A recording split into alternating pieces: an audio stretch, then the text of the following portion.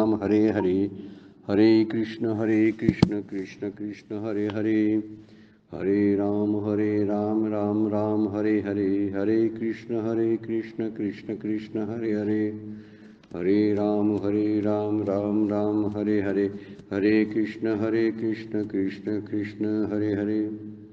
ब्रह्मानन्दं परमसुखदं केवलं ज्ञानमूर्तिं द्वन्द्वातीतं गगनसदृशं तत्त्वमस्यादिलक्ष्यम् एकं नित्यं विमलं अचलं सर्वधि साक्षिभूतं भावातीतं त्रिगुणरहितं सद्गुरुं तं नमामि। नमामि सद्गुरु शान्तं सच्चिदानन्दविग्रहं पूर्णब्रह्मपरानन्देशम् आनन्दीवल्लभं सद्गुरु सच्चिदानन्दं केवलं करुणाकरं ज्ञानयोगेश्वरं वन्दे ज्ञानदेवा पुनः पुनः। ओम नमो ज्ञानेश्वरा करुणाकरा दयाळा, तुमचा अनुग्रह लादलो पावन झालो चराचरी। मी कलाकुसरी कायचनेने बोलतो वचने अतिभाविका, एका जनार्दनी तुमचा दास त्याची आस पुरवावी।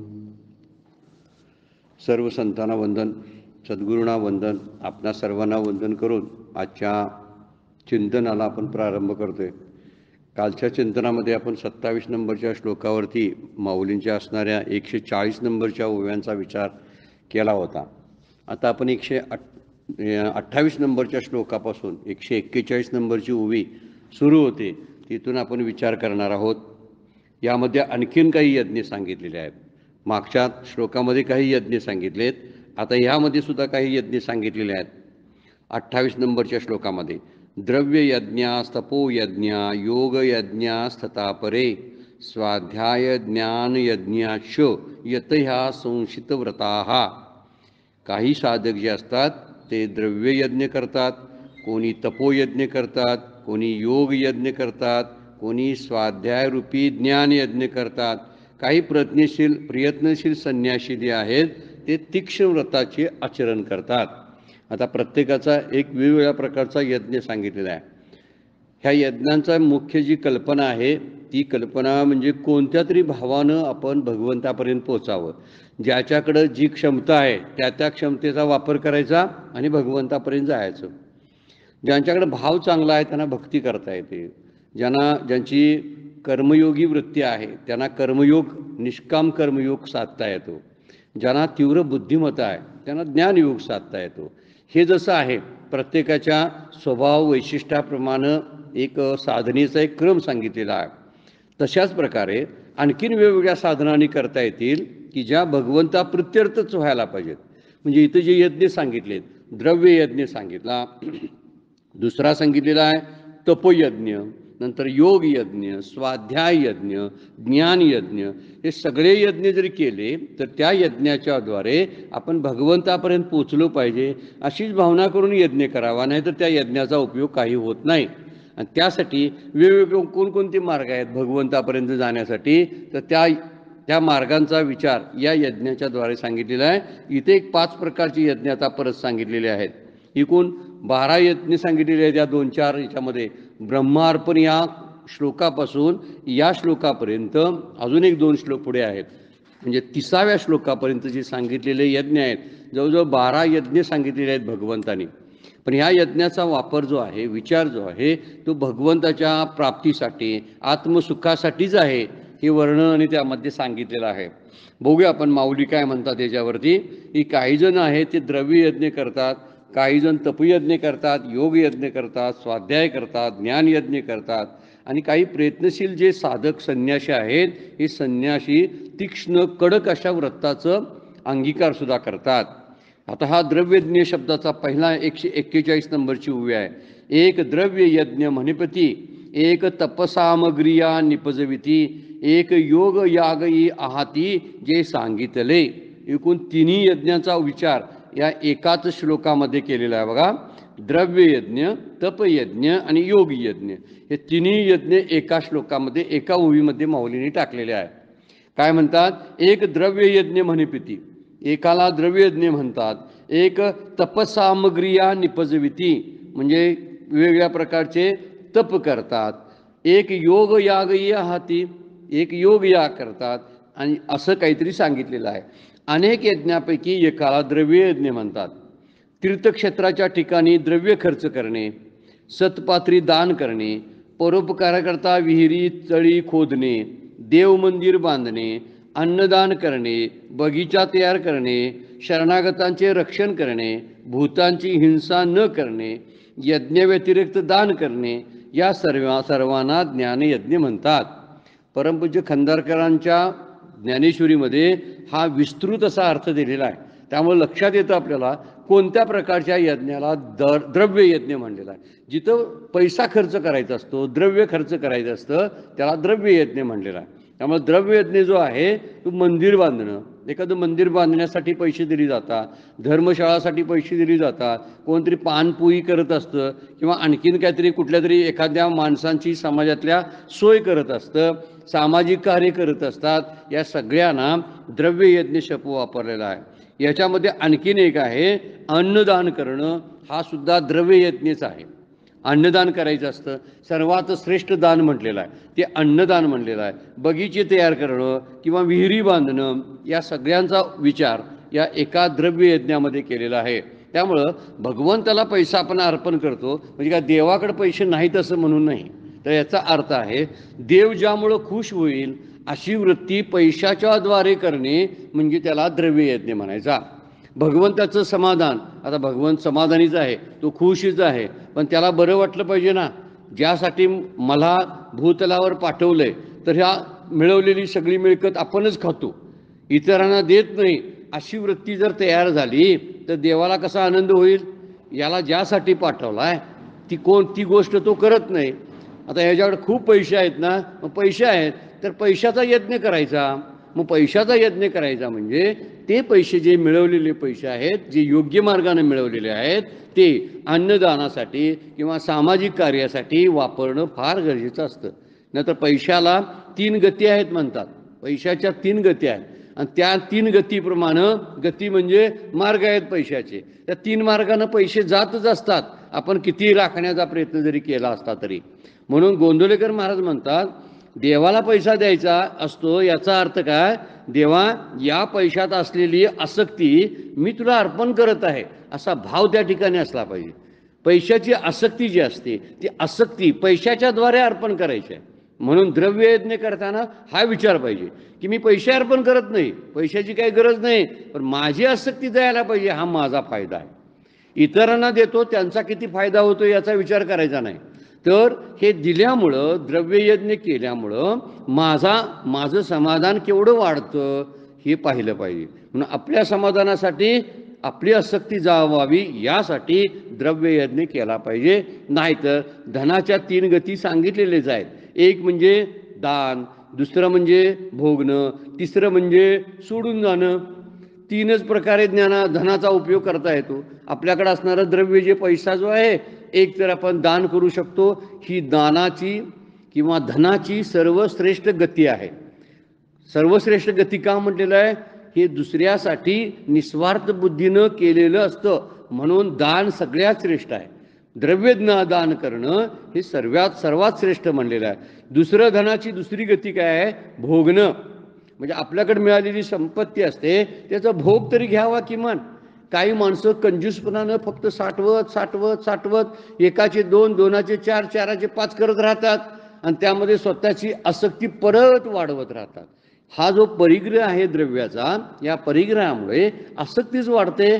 त्यामुळं त्यांनी किमान काय करावं, त्याचे भोग तरी घ्यावेत, योग्य ठिकाणी स्वतःसाठी खर्च तरी करावेत. आणि तिसरी गती धनाची आहे ती वाईट गती आहे. ती कोणती, तर सोडून जाणे. आपण जर नाही वापरलं, आपण जर दान दिलं नाही, तर तिसरी गती आहे सोडून जाणं. म्हणून म्हणतात बघा, give it or leave it, द्या तरी नाहीतर सोडा तरी. आता देणं सगळ्यात बरं आहे ना. मग देणं सगळ्यात जर चांगलं असेल, त्याच्यापेक्षा भोगणं मध्यम आहे. आणि तिसरं नीच गती ज्याला आपण म्हणतो ती सोडून जाणं. म्हणून द्रव्य यज्ञ करताना या गोष्टीचा विचार करावा. आपल्याकडं असणारं द्रव्य जे आहे ते योग्य मार्गानं गेलं पाहिजे, योग्य मार्गानं आलं पाहिजे, तोही यज्ञच आहे. तुकाराम महाराज म्हणतात ना, जोडून या धन उत्तम व्यवहारे, उदास विचारे वेच करी. उत्तम व्यवहार करणं आणि धन प्राप्त करणं हा एक यज्ञच आहे. आणि उदास विचारे म्हणजे त्याच्याबद्दलची आसक्ती टाकून खर्च करणं हाही यज्ञच आहे. दोन्ही यज्ञाचा विचार तुकाराम महाराजांनी एकाच अभंगाच्या तुकड्यामध्ये सांगितलेला आहे. आपण तो लक्षात घेतला अभंग वाचताना तर द्रव्याचा खरा वापर जो आहे तो आपल्याला कळायला लागेल. यामध्ये आणखीन एक सद्यज्ञ सांगितला बघा, तपसामग्रिया निपजविती. म्हणजे तपसामग्री शब्दाचा अर्थ सांगितलाय बघा, एकाला तपयज्ञ म्हणतात, जो तपयज्ञ मन आणि इंद्रियांची एकाग्रता करून शरीर, वाणी आणि मन या सामग्रीला उत्पन्न करतो. म्हणजे तप कशाचं करायला पाहिजे? शरीराचं तप केलं पाहिजे, मनाचं तप केलं पाहिजे, वाणीचं तप केलं पाहिजे. तपाचे काही प्रकार आहेत म्हणून शारीरिक म्हणजे कायिक, मानसिक, वाचिक असे तपाचे प्रकार आहेत आणि त्याचा विचार इथं या यज्ञामध्ये केलेला आहे. त्याला का कोणता यज्ञ म्हणतात? तपयज्ञ. तप म्हणजे तपश्चर्या करणे. तपश्चर्या म्हणजे स्वतःला तापवणं आणि स्वतःला तापवणे शब्दाचा अर्थ आहे तापवणं म्हणजे कोणत्या तरी वेगळ्या मार्गाने तापवणं अशा अर्थानं नव्हे, तर काहीतरी कष्ट करणं जे दुसऱ्यासाठी भगवंतासाठी असतात ते कष्ट करणं याला तपश्चर्या करणं म्हणतात. काही जुन्या पुराणामध्ये वर्णन काही ऋषीमुनींनी केलेल्या तपस्यांचं वर्णन आहे. एका पायावर उभं राहायचं, पाण्यात उभं राहायचं, उलटं टांगून स्वतःला घ्यायचं किंवा त्या अग्नीच्या समोर बसायचं. हे अगदी घातकी असे काही तप त्यांनी केलेली होती. त्याचा विचार इथं काय नाही, पण तप शब्दाचा अर्थ आहे तापवून घेणं. त्याला स्वधर्मामध्ये ह्यामध्ये विशेष गोष्ट कोणती? सहनशीलता सांभाळणे. कोणत्याही परिस्थितीमध्ये तितिक्षा वाढली पाहिजे. स्वधर्म आचरणातील येणाऱ्या अडचणी ज्या आहेत त्या सहन करणं. जे सहन करतात ना त्यांच्या दृष्टीनं ते खूप मोठे ठरत असतात आणि जे सहन करत नाहीत ना ते छोटे ठरत असतात. म्हणून सहन करणं हे एक प्रकारचं तपच आहे आणि सहनशीलता मोठं तप आहे. म्हणून त्याची विभागणी तपाची केलेली आहे. एक शारीरिक तप म्हणलेला आहे की ज्यासाठी एखाद्या सज्जन व्यक्तीबद्दल आपला पूज्यभाव ठेवणं, त्यांना नमस्कार करणं, लोटांगण घालणं किंवा एखाद्या मंदिरामध्ये मठामध्ये स्वतः शरीर खर्च करून श्रम करून सेवा करणं हे शारीरिक तप आहे. या तपात काय मागणी काय आहे का बघा? काही नाही. सज्जनांना नमस्कार करणं, पूज्यभाव ठेवणं किंवा एखाद्या व्यक्तीबद्दल निष्कपट एखाद्याची सेवा करणं यामध्ये कुठल्या प्रकारची मागणी नसते. याला शारीरिक तप म्हणतात. वाचिक एक तप आहे. वाचिक म्हणजे वाणीचं तप आहे. वाणीनं तप कधी होतं? खरं बोलल्यामुळं. खरं बोलणे फार मोठं तप आहे. खरे बोला तरी फुकासाठी जोडा हरी असं तुकाराम महाराज अभंगामध्ये म्हणतात. नुसतं खरं बोललं तरी भगवंताची प्राप्ती होते. म्हणून सत्यम ब्रियात प्रियम ब्रियात न ब्रियात असत्यम अप्रियम शब्दच आहे. उपनिषद सांगतं सत्यम ब्रियात प्रियम ब्रियात. असं बोला की ते सत्य असलं पाहिजे आणि ते प्रिय पण असलं पाहिजे. कडवट सत्य कधी बोलायचं नाही. म्हणजे सत्य असते मात्र पण ते सत्य बोलल्यामुळं भांडणं लागत असतात. ते सत्य कधीही बोलायचं नाही. असलं ठीक आहे ते बोलायचं सोडूनच द्यायचं की ज्याच्यामुळं समाजामध्ये काहीतरी तेढ निर्माण होईल, कुटुंबामध्ये काहीतरी संघर्ष निर्माण होतील. असलं सत्य आहे पण सत्य असून सुद्धा बोलायचं नाही. याचा अर्थ खोटं बोला असा अर्थ नाही, पण सत्य ते बोलायचं नाही. म्हणून सत्यम ब्रियात प्रियम ब्रियात म्हणलेलं आहे. प्रिय असलं पाहिजे. लोकांना ऐकणाऱ्याला ते चांगलं वाटलं पाहिजे. मग चांगलं वाटायचं म्हणून खोटं बोलून चालणार नाही. चांगलं वाटावं म्हणून नुसती खोटी प्रशंसा करू नये असा त्यामध्ये आणि यज्ञ त्यामध्ये वाचिक यज्ञ आहे. काही काही लोक खोटी प्रशंसा करतात, दुसऱ्यांना खुश करण्यासाठी प्रशंसा करतात. हा वाणीचं तप नव्हे बरं काय. उलट वाणीचा काय करणं हे वाणीतला दोष आहे. दुसऱ्याची खोटी स्तुती करणे किंवा निंदा करणं ही सुद्धा वाणीतला दोष आहे. म्हणून इथं म्हणलेलं आहे सत्य बोलणं, प्रिय बोलणं. आणखीन एक तप आहे. तोंडानं भगवंताचं जिभेनं नाम घेणं हे वाणीचं तप आहे. वाणीचं तप त्यासाठी आहे श्रीरामचंद्र मनसा स्मरामी, श्रीरामचंद्र चरणो वचसा गृणामी. वचसा गृणामी म्हणजे वाणीनं त्याचं गुणगान कर रामाचं. आणि मनसा स्मरामी म्हणजे काय? मनानं त्याचं स्मरण कर. वचसा गृणामी शिरसा नमामी शारीरिक तप आहे बघा त्यामध्ये. शिरसा नमामी म्हणजे काय? तुझं मस्तक खाली वाकव आणि प्रभू रामचंद्राच्या पायावर ठेव तुझं डोकं. ह्याला शिरसा नमामी शारीरिक तप आहे. मनसा स्मरामी मानसिक तप आहे. वचसा गृणामी वाणीचं तप आहे. किती गंमतशीर गोष्टी एका श्लोकामध्ये रामरक्षाच्या सांगितलेल्या आहेत बघा. तिन्ही तप त्या रामरक्षाच्या स्तोत्रामध्ये सांगितलेले आहे. म्हणून ते म्हणतात की श्री रामचंद्र चरण हा शब्द सगळीकडे लावलेला आहे. चरणाचंच काय करतो, मनानं स्मरण कर, चरणाच्याच ठिकाणी वाणीनं त्याचं गुणगान कर, आणि त्याच चरणांचं तू काय कर, त्या चरणावरती तुझं मस्तक ठेव. यामुळं तू शरणम प्रपद्ये, मग तू खऱ्या अर्थानं श्रीरामाला शरण आलास म्हणायचं, त्याशिवाय शरण येत नाही. इथं तपाचे प्रकार सांगितलेत, शारीरिक, वाचिक आणि मानसिक. मानसिक म्हणजे आता आपण म्हटलं मनाने भगवंताचं स्मरण ठेवणं, मन सतत प्रसन्न ठेवणं, मौन ठेवणं. मौन हे मनाचं काम आहे. मनाचं मौन सगळ्यात श्रेष्ठ आहे, वाणीचं मौन श्रेष्ठ नाही आहे. काही जण न बोलता मनातल्या मनात बोलत असतात. मनातल्या मनात बोललं तरी बोलल्यासारखंच आहे ते. म्हणून काय करावं, तर वाणीनं मौन ठेवणं हे मानसिक तप आहे. हे वाणीचं तप झालं. पण मनानं न बोलणं हे मानसिक तप आहे. अशा 3 तपाचा विचार या तपयज्ञामध्ये माऊलींनी केलेला आहे. तिसरा एक यज्ञ त्यामध्ये सांगितलं आहे बघा, योग यज्ञ सांगितलेला आहे.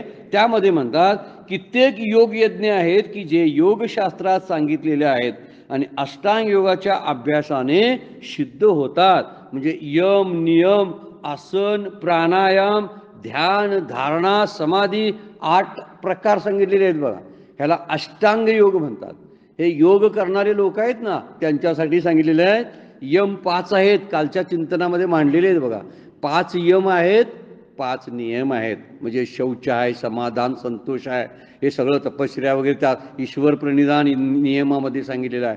तिकडं वरती यमामध्ये सुद्धा सांगितलेलं आहे, ब्रह्मचर्य, अस्तेय, परिग्रह वगैरे वर्णन केलेलं आहे.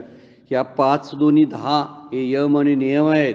त्याचं पालन हळूहळू करता आलं पाहिजे.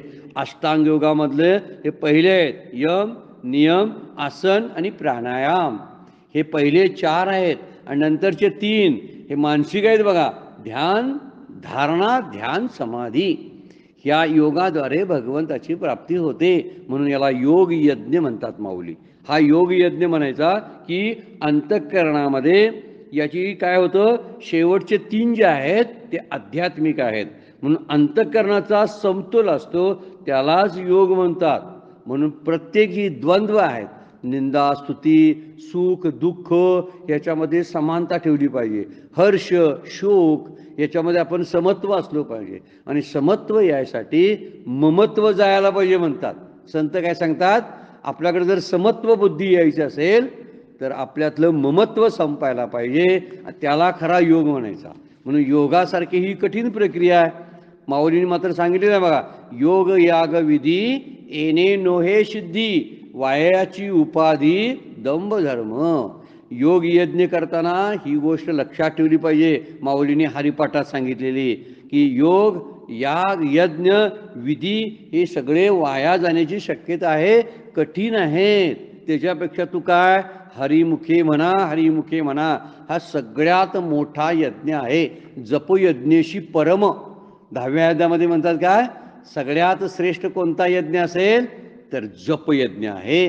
भगवंताच्या नामाचा जप करणं हा सर्वश्रेष्ठ यज्ञ आहे. त्यामुळे या 3 यज्ञांचा विचार इथं सांगितलेला आहे.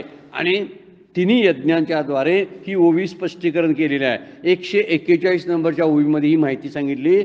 एक द्रव्य यज्ञ मनपिती, एक तपसामग्रिया निपजविती, एक योग यागई आहाती जे सांगितले. 142 नंबरची ओवी बघा. एकी शब्दी शब्द यजीजे तो वाग्यज्ञ म्हणीजे. आता वाग्यज्ञाचा अर्थ सांगितलाय बघा. वाग्यज्ञ शब्दाचा अर्थ आहे स्वाध्याय यज्ञ. इथं श्लोकात सांगितलंय बघा, स्वाध्याय यज्ञाय यज्ञाच. स्वाध्याय यज्ञ जो आहे तो म्हणजे वाग्यज्ञ. ज्ञाने ज्ञेय गमिजे तो ज्ञान यज्ञ. आता याच्यामध्ये 2 यज्ञ सांगितलीत बघा, एक ज्ञानयज्ञ आणि एक स्वाध्याय यज्ञ. याचं वर्णन केलेलं आहे. कित्येक यज्ञात शब्दाचं यजन केलं जातं. गुरुनी संप्रदायपूर्वक उच्चारलेल्या वेदाचा शिष्याने उच्चार करणे, यथाविधी वेदाध्ययन करणं याला वाग्यज्ञ म्हणतात. गुरुने आपल्याला तत्वमिशी वाक्याचा उच्चार सांगितलेला असतो, नाम दिलेलं असतं, त्या नामाचा सतत उच्चार करणं हा वाग्यज्ञ आहे. करायला पाहिजे ना रोजच्या रोज हा यज्ञ, आणि हा घर बसल्या करता येतो. कुठलीही सामग्री न लागता हा यज्ञ पूर्ण होतो. द्रव्य यज्ञासाठी द्रव्य पाहिजे, तपो आणि तप यज्ञासाठी योग यज्ञासाठी शरीर चांगलं पाहिजे. परंतु वाग्यज्ञ म्हणजे स्वाध्याय यज्ञ करण्यासाठी कुठलीही सामग्री लागत नाही. कारण वाग्यज्ञ म्हणजे फक्त वाणीनं करायचा यज्ञ आहे. नाम घ्यायला काय लागतंय का? काही लागत नाही. पैसे लागत नाही, शरीर धडधाकट पाहिजे असंही काही नाही. आजारपणातसुद्धा नाम घेता येतं, इतका हा वाग्यज्ञ सोपा आहे. म्हणून माऊली म्हणतात हा स्वाध्याय यज्ञ आहे. स्वाध्याय यज्ञ म्हणजे शास्त्राचा अभ्यास करणं, वेदांत शास्त्राचा अभ्यास करणं, आणि माऊली त्या वेदांत शास्त्राच्या अभ्यासाला वाग्यज्ञ म्हणतात.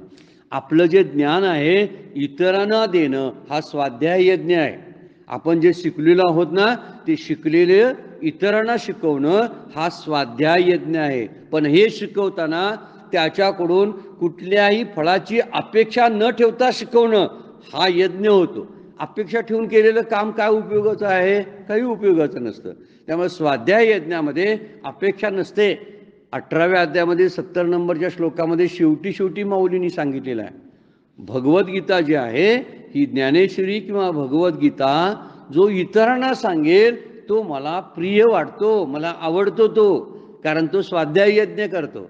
माझी भगवद्गीता, माझ्या भगवद्गीतेतील श्लोक, ज्ञानेश्वरीतील ओव्या इतरांना सांगतो, तो एक प्रकारचा स्वाध्याय यज्ञ करतो. पण हा यज्ञ करताना मान प्रतिष्ठा याची अपेक्षा, पैसा याची अपेक्षा ठेवून करून चालणार नाही. कुठल्याही प्रकारची अपेक्षा न ठेवता इतरांना मार्गदर्शन करणं, इतरांना ग्रंथांची आवड निर्माण करणं, शास्त्र शिकवणं याला स्वाध्याय यज्ञ म्हणतात. आपल्याला जर कळले जे आपणाशी ठावे इतरांशी सांगावे, शहाणे करून सोडावे सकळ जन. दासबोधामध्ये उभे आहे, आपणास जे ठाव आहे चांगलं येते ना, माहिती आहे, आपण अनुभव घेतलाय त्या गोष्टीचा, आणि जे चांगलं आहे ते इतरांना सांगावं, लोकांना शहाणं करावं. हा जो मोठा यज्ञ आहे स्वाध्याय यज्ञ, आणि करायला ह्यासाठी धाडस काय मोठं लागत नाही. म्हणून रामदासांच्या अभंगामध्ये सुद्धा शेवटीची एक ओळ आहे, रामदास म्हणे धन्य त्याचे जिने कथा निरूपणे जन्म गेला. ज्यानं प्रवचन कथा कीर्तन करण्यामध्ये ज्याचा जन्म गेला तो धन्य आहे माझ्यासाठी, असं रामदास स्वामी सांगतात. रामदास म्हणे धन्य त्याचे जिने, त्याचा जन्म कृतार्थ झाला. ज्यानं आपल्याला आलेलं ज्ञान दुसऱ्यांना सांगितलं, हा स्वाध्याय यज्ञ ज्यानं केला त्यानं कृतार्थता भोगली. म्हणून हा यज्ञ किती श्रेष्ठ दर्जाचा यज्ञ आहे बघा. तो निस्वार्थी वृत्तीनं इतरांना ज्ञान देणे हा ज्ञानयज्ञ आहे. ज्ञानयज्ञ कधी पूर्ण होतो बघा, त्याला स्वाध्याय यज्ञ म्हणा किंवा ज्ञानयज्ञ म्हणा, दोन्ही एकसारखी समान आहे. पण तो ज्ञानयज्ञ कधी होतो, तर ज्यावेळी ते कुठल्या प्रकारची फळाची अपेक्षा न ठेवता इतरांना दिलं जातं. मला कोणतरी प्रतिष्ठा द्यावी, माझं मोठेपण हार तुरे घालावेत, मग मी त्यांना इतरांना मार्गदर्शन करणार, या वृत्तीनं जर कोण यज्ञ हा करत असेल तर त्याला त्याचं फळ मिळणार नाही. म्हणून इथं म्हणतात, पुढच्या ओळीमध्ये माऊली सांगतात, एकी शब्दी शब्द यजिजे तो वाघ यज्ञ म्हणजे ज्ञाने ज्ञेय गमिजे तो ज्ञान यज्ञ. तिथं शब्दी शब्द यजिजे एक शब्द आहे, तो लक्षात घेतला पाहिजे बघा. ओवीचा अर्थ सांगायचा आहे म्हणून शब्दातच शब्दाचे हवन करणं, एखाद्या शब्दाचा उच्चार केला की त्यातच त्याचं हवन करणं, शब्दाला शब्दातच जाळून टाकायचं, शब्दाच्या अग्नीमध्ये शब्दाला जाळायचं. कसा अर्थ आहे नाही माऊलींची, शब्द कसा वापरलाय बघा. शब्द वाचला की त्याचं हवन होतं, आणि तो हवन होऊन काय होतं, शिल्लक काय राहतं, त्याचा अर्थ फक्त शिल्लक राहतो. म्हणून शब्दी शब्द यजिजे असं माऊली म्हणतात. कठीण वाटतंय का बघा, तर कठीण वाटण्यासारखं नाही. शब्दी शब्द यजिजे म्हणजे शब्दानंच शब्दाचं हवन करायचं. म्हणजे काय करायचं, शब्द बोलला की शब्द संपून जातो, तो हवन होतं. पण राहते काय शिल्लक बघा, तर राहतोय तो त्याचा अर्थ. म्हणून अर्थ जो असतो तो अर्थ प्रकट होतो, आणि शब्द नाहीसा होतो, आणि अर्थ हा विशेषत्वाने त्याचा आविष्कार होत असतो, विशेषत्वाने अर्थ प्रकट होत असतो. शब्द निघून जातो, शब्द नाहीसा होतो, आणि अर्थ तेवढा शिल्लक राहतो. याला म्हणायचं शब्दी शब्द यजिजे. यजिजे म्हणजे हवन करायचं, शब्दात शब्दाचं हवन करणं. हे एक फार वेगळा विचार माऊलींनी या ओवीमध्ये मांडलेला आहे. एक शब्द घेतला की शब्दाच्या द्वारे तो शब्द नाहीसा होतो आणि अर्थ राहतो शिल्लक. कापुराची वाती उजळली ज्योती, ठाईची समाप्ती झाली जैशी. एक आहे की नाही माऊलींचा अभंग.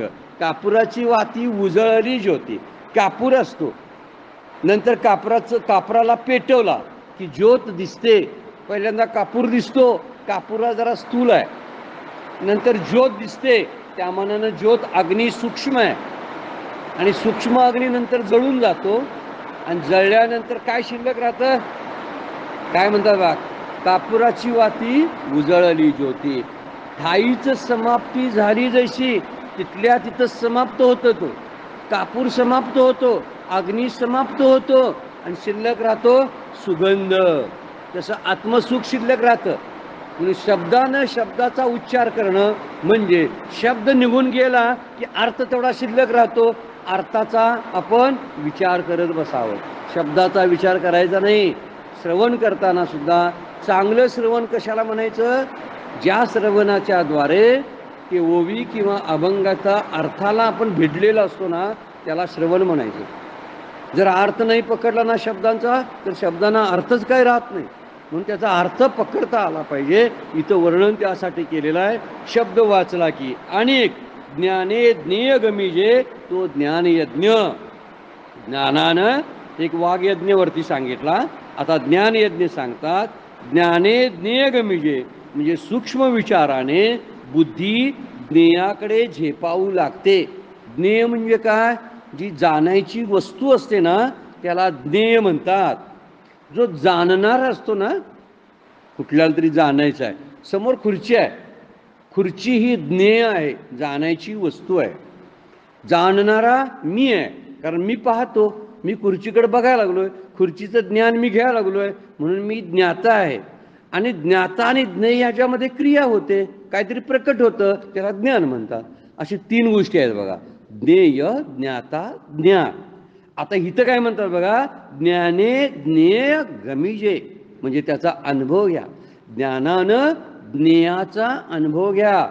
ज्ञेय म्हणजे काय? जे जाणण्यायोग्य आहे ते, त्या ज्ञेयाची ओळख करून घ्या. असं काय आहे? आत्मा ज्ञेय आहे, ब्रह्म ज्ञेय आहे. त्या ज्ञेयाची ओळख करून आपण घ्यायची आहे, त्याला आत्मज्ञान करून घेणं म्हणतात. जे जाणायचं आहे ते परमात्म स्वरूप आहे. आणि गमिजे म्हणजे त्याचा अनुभव करून घ्या. तुम्हाला ते कळून येऊ दे, अनुभवाने कळून येऊ दे, याला ज्ञान यज्ञ म्हणतात. किती श्रेष्ठ यज्ञ सांगितलाय बघा ज्ञानाचा. म्हणजे कुठलीही वस्तू जी आहे ती वस्तू ब्रह्मरूप आहे असं जाणून त्याच्याकडे पाहायचं. म्हणून जाणण्याची वस्तू ब्रह्म आहे, आत्मा आहे, बाकी काही जाणायचं नसतं. सगळ्या ज्या आहेत त्या जड वस्तू आहेत, विनाशी आहेत, त्या अनित्य आहेत. त्या अनित्याच्या विनाश असणाऱ्या वस्तू जाणायच्या नसतात. त्या जाणून फायदा काय आहे? जाणायचं एकच आहे, ते म्हणजे परब्रह्माचं स्वरूप, आत्म्याचं स्वरूप, स्वस्वरूप जाणणं हेच ज्ञेय आहे असं माऊली म्हणतात. त्याला ज्ञानयज्ञ म्हणतात. एकी शब्दी शब्द यजिजे तो वाग्यज्ञ म्हणिजे, ज्ञाने ज्ञेय गमिजे तो ज्ञानयज्ञ. इथं वर्णन केलेलं आहे बघा. महावाक्यजने अखंडकार वृत्ती ज्ञानाने अज्ञान निवृत्ती ज्ञारा ज्ञेय ब्रह्माला जाणणे. जरसा अवघड कठीण अर्थ वाटतोय आपल्याला, पण कठीण आत्ता आपण बोललो ते सोप्या भाषेत झालेलं आहे. त्याला जाणणं जो आहे ना, तर अज्ञानाची निवृत्ती होऊन ज्ञेयापर्यंत झोंबावं लागतं. गमिजे शब्द आहे ना, तो गमिजे म्हणजे तिथंपर्यंत जाऊन पोहोचणं, ते अनुभवात आणणं, याला म्हणतात ज्ञाने ज्ञेय गमिजे. ज्ञानानं त्या ज्ञेयापर्यंत पोचायचं आहे. असं अपरोक्ष ज्ञान असतं ते. त्या ज्ञानामुळंच आपण भगवंताचं स्वरूप जाणू शकतो. जाणण्यायोग्य फक्त भगवंत आहे, दुसरं सृष्टीतलं काहीही जाणण्यायोग्य नाही आहे. जे जाणल्यामुळं जाण्याची वृत्तीच मावळून जाते, त्याला जाणणं किंवा त्याला खरं ज्ञान म्हणतात. जे ज्ञान झालं की दुसऱ्या ज्ञानाची वकवक थांबते, वृत्ती ज्ञान मावळून जातं, त्या ज्ञानाला परमात्म्याचं किंवा आत्म्याचं ज्ञान आत्मज्ञान म्हणतात. परत जाणवायचं काय शिल्लक राहत नाही. मग जाणवायची काय गोष्ट आहे? ज्ञेय काय आहे? ज्ञेय म्हणजे जाणायची वस्तू. जाणायची वस्तू फक्त भगवंत आहे. मग कशाच्याद्वारे जाणायची ती? अप्रोक्ष ज्ञानाच्या द्वारे, परोक्ष ज्ञानाच्या द्वारे तिथंपर्यंत आपण पोहोचलो पाहिजे आणि त्याला जाणून घेतलं पाहिजे. आता हे पुढच्या यामध्ये एकी शब्दी शब्द यजिजे तो वाघ यज्ञ म्हणजे ज्ञाने ज्ञेय गमिजे तो ज्ञान यज्ञ. 143 नंबरची उभी आहे बघा. हे अर्जुना सकळ कुवाडे जे अनुष्ठिता अति साकडे परी जितेंद्रियासीच घडे योग्यता वशे. आता परत कुणाला हे सापडू शकतं, हे ज्ञान कुणाला होऊ शकतं याचं वर्णन माऊलींनी पुढे केलेलं आहे की ज्यांचा इंद्रियांचा निग्रह आहे, ज्यांची इंद्रिय ज्याच्या ताब्यामध्ये आहेत, वश झालेले आहेत, त्यांनाच हे ज्ञेय जाणता येईल. हे सगळे यज्ञ जे वरचे सांगितले ना, स्वाध्याय यज्ञ, वाग्यज्ञ, ज्ञानयज्ञ, तपोयज्ञ, द्रव्ययज्ञ, हे सगळे यज्ञ जर पाचीच्या पाची साध्य व्हायचे असतील तर काय करायला पाहिजे? तर त्यासाठी म्हणतात माऊली, हे कठीण आहे. अर्जुना सकळ कुवाडे, कुवाडे म्हणजे कठीण आहे, याचे अनुष्ठान करणे फार अडचणीचे आहे. जे अनुष्ठिता अतिसाकडे, अतिसाकडे म्हणजे अतिशय कठीण आहे. परंतु ज्यांनी इंद्रिय जिंकलेली आहेत, परी जितेंद्रियासीच घडे योग्यता अवशे, अधिकारानुसार त्यांना करता येईल. म्हणजे तो अधिकार त्यांच्याकडे प्राप्त व्हायला पाहिजे. अधिकार कोणता? ज्यांना इंद्रिय ज्यांची ताब्यात आहेत, ज्ञानेंद्रिय, कर्मेंद्रिय, अंतःकरण हे ज्याच्या ताब्यामध्ये आहे त्यांनाच हा योग घडतो. नाहीतर कठीण आहे म्हटले. कारण हे तप करणं, या सगळ्या गोष्टी करणं एवढं शक्य नाही. द्रव्यातली आसक्ती सोडली तरच द्रव्य यज्ञ करता येईल. तप करताना शारीरिक त्रास होतो, मानसिक त्रास होतो, नंतर वाचिक त्रास होतो. हा त्रास सोसून तो यज्ञ करावा लागतो. स्वाध्याय यज्ञामध्ये शास्त्राचा अभ्यास करावा लागतो. ज्ञान यज्ञामध्ये भगवंताच्या स्वरूपाचं अनुसंधान ठेवावं लागतं. किती कठीण सगळ्या गोष्टी आहेत. आणि त्यातले योग जे आहेत ना, ते योग फार कठीण. म्हणून मगाशी आपण हरिपाठामधला तुकडा बघितला ना, योग याग विधी येणे नोहे सिद्धी. कठीण आहे ते. किंवा योगाच्या वाटा गेलास तरी तुला दुःखाचा सेल वाटा भागा आला. 12व्या अध्यायामध्ये माऊली म्हणतात तुला दुःखच प्राप्त होईल. जर तू योग करायला लागलास आणि योगाच्या द्वारे भगवंताची प्राप्ती करून घ्यायला लागलास तर अवघड आहे. इंद्रिय निग्रह साधत नाही गृहस्थाश्रमी लोकांना. जे विवाहित स्त्री पुरुष आहेत त्यांना हा यज्ञ साधत नाही. म्हणजे खायच्या पद्धती असतात, फिरायच्या असतात, कपडे वापरायचे असतात. हे गृहस्थाश्रमी लोकांच्या मध्ये सगळं चालू असतं. रजोगुणी असतात ते. अशा रजोगुणींना हा यज्ञ कसा कठीण वाटणार आहे. म्हणून ते म्हणतात योगाच्या वाटेला फारसं जायचं नाही, इंद्रिय निग्रह करणं अवघड आहे. आणि म्हणून म्हणतात ज्याने इंद्रिय निग्रह केला, इंद्रिय निग्रहाशिवाय हा यज्ञ साधत नाही. इंद्रिय स्वाधीन असायला पाहिजेत आणि त्यासाठी तेवढी योग्यता असायला पाहिजे, त्याशिवाय तो यज्ञ करू नये. पुढे प्राणवायूंचं सुद्धा वर्णन केलेलं आहे, म्हणजे प्राणायामांचं सुद्धा वर्णन केलेलं आहे. कठीण सगळ्या प्रक्रिया आहेत योगातल्या. ह्या कठीण प्रक्रिया आपण करू नये. साधं भगवंताचं भजन करणं, त्याचं नाम घेणं सर्वश्रेष्ठ सोपं आणि सर्वश्रेष्ठ साधन आहे. त्या साधनाचा विचार करावा. म्हणून यात सांगाय नाही तो जपयज्ञ. पुढे 10व्या अध्यायामध्ये सांगितलेला आहे सर्वात श्रेष्ठ यज्ञ कोणता असेल? ज्ञानयज्ञच आहे. पण ज्ञानयज्ञाची पात्रता निर्माण करणारा जपयज्ञही श्रेष्ठ आहे. कारण त्याशिवाय ज्ञानाची पात्रता निर्माण होत नाही. ज्ञानाचा यज्ञ एकदम करायला गेलो आपण येणार नाही. त्यासाठी मंत्राचा किंवा जपाचाच यज्ञ अगोदर करावा लागेल.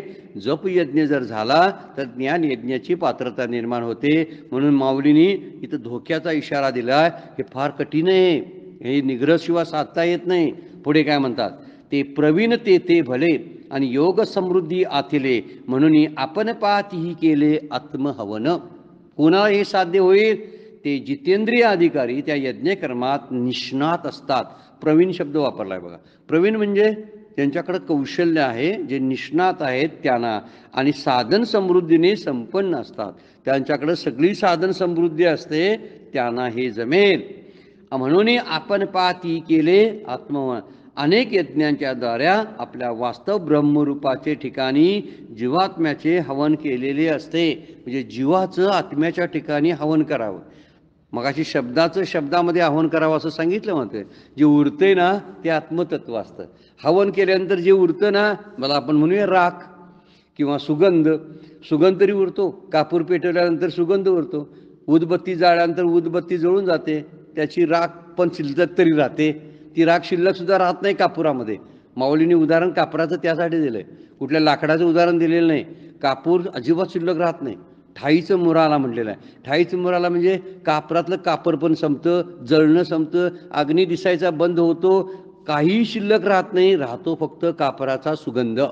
तसं राहतो फक्त आत्मसुख, आत्मज्ञान शेवटी शिल्लक राहतं. म्हणून इथं म्हटलेलं आहे की जे निष्णात आहे यज्ञकर्मामध्ये आणि ज्यांच्याकडे साधन समृद्धी आहे, अशा पुरुषांनी इंद्रिय जिंकण्यात जे प्रावीण्य झालेले आहेत, योग साधनेमध्ये जे संपन्न लोक आहेत, फार कमी लोक आहेत तसल्या.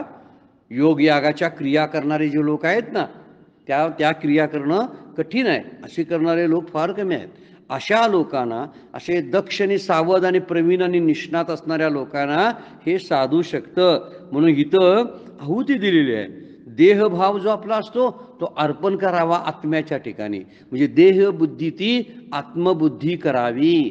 समर्थ म्हणतात म्हणजे देहबुद्धी हळूहळू कमी करावी, देहावरली आसक्ती कमी करावी, जीवपणा टाकून द्यावा आणि हा जीवपणा आत्म्यामध्ये विसर्जित करावा. याला शेवट म्हणलेला आहे बघा. म्हणून आपणापातीही केले आत्महवन. आत्महवन करणं म्हणजे जीवाचं हवन करणं फार गरजेचं आहे. जीव रूपाने राहतो ना, तोपर्यंत आपल्याला या संसार दुःखरूपच वाटणार आहे. पण जीवानं जर हवन केलं स्वतःचं आत्म्यामध्ये, तर तिथं कुठलीही गोष्ट शिल्लक राहत नाही असं माऊली सांगतात. म्हणून जीवपणा नाहीसा केल्याशिवाय ती ब्रह्मरूपता प्राप्त होणार नाही. तुका म्हणे कानी ऐकली मात, तोची झाला घात जीवपणा, असं तुकाराम महाराज म्हणतात. काना वचनाची या भेटी. एकदा नुसतं कानात श्रीगुरूंनी वचन सांगितलं, अनुग्रही केलं आणि ते एक तत्व दिलं की त्या तत्वाबरोबरच एखाद्याला काय होतं, भाव समाधी लागते. किंवा एखाद्याला हा प्रपंच असार वाटायला लागतो, त्याचा जीवपणा तात्काळ निघून जातो. त्यासाठी काय पाहिजे, वरती सांगितलेलं बघा, योग्यता पाहिजे आपली. म्हणून योग्यता कमवण्यासाठी पूर्वीचे काही यज्ञ आहेत जे सोपे ते केले पाहिजे, तरच जीवाचा शिवामध्ये आपण हवन करू शकतो. आत्म्यामध्ये हवन करणं म्हणजे जीव आणि शिव एकरूप आहेत असा भाव मनात तयार व्हायला पाहिजे. आणि त्यासाठी ही छोटी हवन जी सांगितलेली आहेत ती केली पाहिजेत. म्हणजे योगिक क्रिया ज्या आहेत त्या केल्या पाहिजेत. हे त्यात पहिल्यापासून सांगितलेला द्रव्य यज्ञ आहे. आपल्याकडे जी सामग्री आहे त्यामुळं त्याच्याद्वारे देवाचं भजन करायचं. आपल्याकडे जी साधनं आहेत त्या साधनाच्या द्वारे देवाचं भजन करायचं. आपल्याकडे नाही असं म्हणण्यासारखं काही नाही, काहीतरी आपल्याकडे असतं. आणि काहीच नसलं तर देवाबद्दलचा भाव तरी शिल्लक असतो, प्रेम तरी असतं. ते प्रेम फुकट आहे ना, ते प्रेम देवाला अर्पण करायचं. हा प्रेमाचा यज्ञ म्हणायचा देवाला केलेला, त्याला भक्ती म्हणतात. अशा कुठल्या तरी यज्ञानं आपण देवापर्यंत जावं अशी एक अपेक्षा आहे, संतांची अभिलाषा आहे. तर त्या दृष्टीनं आपण प्रयत्नशील असायला पाहिजे. पण बरेच वेळा साधन असतात, पण साधनांचा वापर आपण करत नाही. कोणतरी म्हणतो माझ्याकडे द्रव्य आहे हो, आम्हाला कुठं शास्त्र वाचायला येतंय, नाही एरवी वाचायला, मला कुठं प्रवचन कीर्तन करायचं आहे. पण प्रवचन कीर्तन करतात ना त्या ठिकाणी तरी तू त्या एखाद्या कामाला, त्या हरिनाम सप्त्याला देणगी देऊन तू द्रव्ययज्ञ करू शकतोस ना. तुझ्याकडे ते साधन आहे, तर त्या साधनाच्या द्वारे, जे आपल्याकडे साधन आहे त्या साधनाच्या द्वारे देवाची भक्ती करावी. त्याला आत्महवन शब्द वापरलेला आहे. असं आत्महवन जर आपल्याकडनं घडायला लागलं तर निश्चितपणाने आपल्याला त्याची प्राप्ती होऊ शकते. म्हणून माऊलींनी या 28 नंबरच्या श्लोकावरती संशित व्रता एक शब्द वापरलेला आहे बघा. म्हणजे अतिशय तीक्ष्ण असे, कडक असे तीक्ष्ण व्रताचं आचरण करणारे सुद्धा काही लोक असतात. एवढं तीक्ष्ण व्रताचं आचरण करणं सोपं नाही म्हणतात माऊली. त्यासाठी इंद्रिय निग्रह असावा लागतो. इंद्रिय निग्रह सामान्य माणसांना शक्य नाही. काहीतरी खायची इच्छा झाली की खावं असं वाटतंय, मग निग्रह कुठं साधता येतो, नाही साधता येत. यासाठी काय करायला पाहिजे, सोप्या साधना आहेत ना देवापर्यंत जायच्या, त्या साधनेचा विचार करावा आणि तिथंपर्यंत जावा. एवढा कडक इंद्रिय निग्रह करायची काय आवश्यकता नाही आणि त्याची गरज पण नाही पुढे जाऊन विचार केला तर. पण माऊलीने एक 4 ओळीमध्येच याचं वर्णन केलंय. एक द्रव्य यज्ञ म्हणेपिती, एक तपसामग्रिया निपजविती, एक योग यागई आहाती, जे सांगितले पहिल्या याच्यामध्ये 3 यज्ञ सांगितले आहेत बघा. दुसऱ्या ओळीमध्ये एकी शब्द यजिजे, तो वाघ यज्ञ म्हणजे, ज्ञानेज्ञ गमिजे, तो ज्ञान यज्ञ. ह्याच्या 2 यज्ञ सांगितले, स्वाध्याय आणि ज्ञानयज्ञ. आणि त्याचं वर्णन शेवट केलेलं आहे. अर्जुनाय सकळ कुवाडे, जे अनुष्ठिता अतिसाकडे, परी जितेंद्रियासीच घडे, योग्यतावशे ते प्रवीणतेत भले, आणि योग समृद्धी आतिले, म्हणून अपरपाती केले आत्महवन. अशा ओळीच्या अर्थानं माऊलींनी या 5 यज्ञांचा विचार या 4 ओळीमध्ये श्लोकांचं स्पष्टीकरण केलेलं आहे. वेळ संपलेली आहे. आजची सेवा श्री गुरूंच्या चरणी, भगवान ज्ञानेश्वरांच्या चरणी अर्पण करून विराम घेऊया. पुंडलिक वरदारी विठ्ठल श्री ज्ञानदेव तुकाराम.